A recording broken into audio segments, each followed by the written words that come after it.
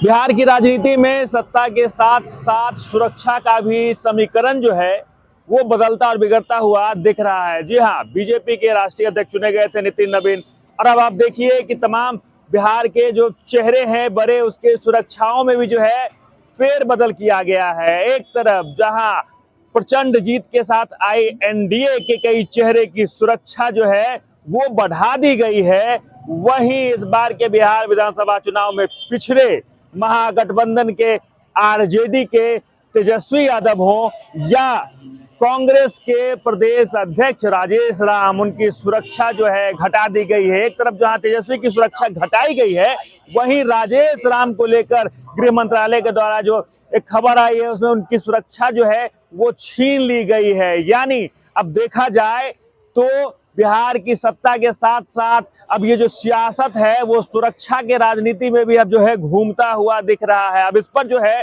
प्रतिक्रियाएं आने बाकी है, लेकिन आपको बता दें कि एक तरफ जहां नितिन नवीन राष्ट्रीय अध्यक्ष बने हैं, उन्हें जेड प्लस सुरक्षा जो है वो दी गई है, वहीं बात कर ले तेजस्वी की सुरक्षा घटाकर उसे वाई प्लस कर दिया गया है।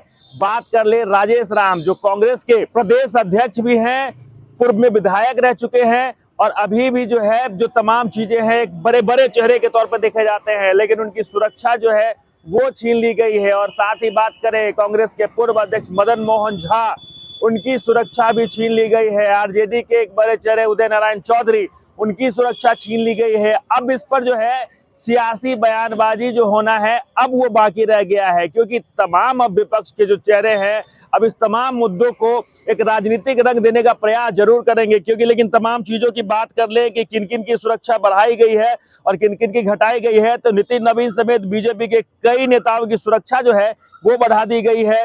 बात करें नितिन नवीन को तो जेड श्रेणी की सुरक्षा मिली है, वहीं ललन सिंह को जेड श्रेणी की सुरक्षा मिली है, संजय सराबगी को जेड श्रेणी की सुरक्षा मिली है। जी हाँ, बिहार बीजेपी के प्रदेश अध्यक्ष चुने गए हैं संजय सराबगी, जिनके बाद उनकी सुरक्षा जो है वो बढ़ा दी गई है। वहीं मंगल पांडे का जिक्र करें तो उनको भी जेड श्रेणी की सुरक्षा मिली है, जबकि तेजस्वी यादव को मिली वाई प्लस की सुरक्षा। यानी पहले उनकी सुरक्षा जो थी ज्यादा थी, उसको घटा दिया गया है। लेकिन सबसे बड़ा और सबसे अहम मुद्दा जो है वो मदन मोहन झा, उदय नारायण चौधरी और राजेश राम को लेकर है, क्योंकि देखिए इन तीनों को लेकर जो है उनकी जो सुरक्षाएं थी उनको हटा दिया गया है। इस बार देख लीजिए बिहार विधानसभा चुनाव में कांग्रेस का निराशाजनक प्रदर्शन रहा था।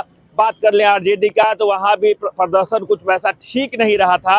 और एक तरफ देख लीजिए आप एनडीए की बात करें तो प्रचंड बहुमत के साथ इस बार जो है एनडीए सरकार में आई थी। वहीं अब बात कर लें बीजेपी के तमाम वो बड़े चेहरे जिनकी सुरक्षाएं जो है वो बढ़ाई गई है, तो वहीं आरजेडी के चेहरे की बात कर ले तो उनकी कहीं सुरक्षा बढ़ा दी गई तो कहीं छीन ली गई। लेकिन कांग्रेस में राजेश राम की जो सुरक्षा है वो पूरी तरीके से छीन ली गई है। बाकी इन तमाम खबरों को लेकर आपका क्या कुछ कहना है कमेंट बॉक्स में जरूर लिखें और देखते रहें सच टॉक।